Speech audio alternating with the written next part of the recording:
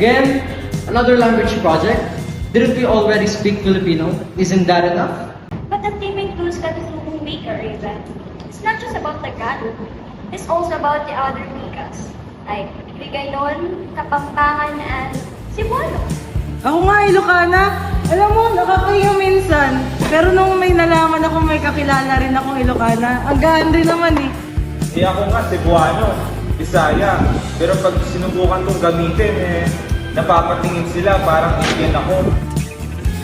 And this is why we should highlight all of these languages, even though we don't hear them as often. So, what if we focus on Cebuano, diba? Just one language, one spotlight, but we all support it. Yes, ikaw. Ang boses mo rin. Dalawang wika ng milyon. I never really heard Cebuano spoken before. Not in school, not in program. Ang weird, no? That's cause we're used to hiding it. Ay, Bisaya ka? Wala, napapatawa sila. But not this time. You're not just representing yourself. You're representing a culture. Yeah, let's help Leon make something powerful. We'll write around your piece. Build the performance like a stage for your words. Sige. Pero gusto ko ito, yung totoong ako. Hindi yung pinapatawa lang. Sa bawat sulok ng ating bayan, may wikang binubuhay, may tinig na hinahanap, at may kwentong matagal ng tahimik. Ngunit ngayon, may isang tayong gustong marinig. Isang wika, isang boses, isang alaala ng bayan.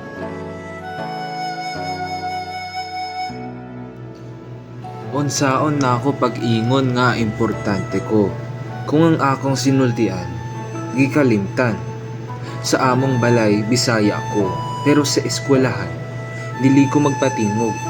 Kay kung moingon ko, maayong buntag, katawan, kung mugamit ko sa tinuod na akong tingog.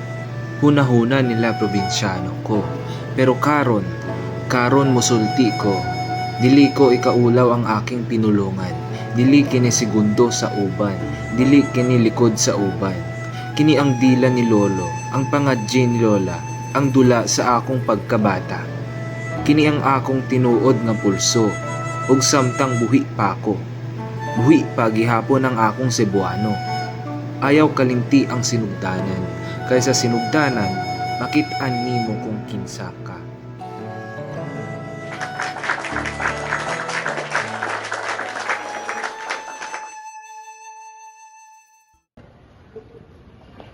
Nakakapagod. Pero ang gaan. Guys, paano na kayo? Ayan, sabihin ko.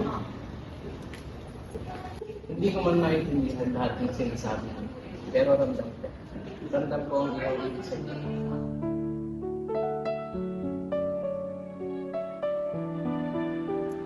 Alam nyo dati, iniisip ko, kailangan kong baguhin ang sarili para matanggap. Pero ngayon, kung nasabi ko na totoo, doon ko pala kayo tunay na nahanap. So ano, next year, Ilocano naman? Pwede, okay lang. Lahat ng wika. Tara na.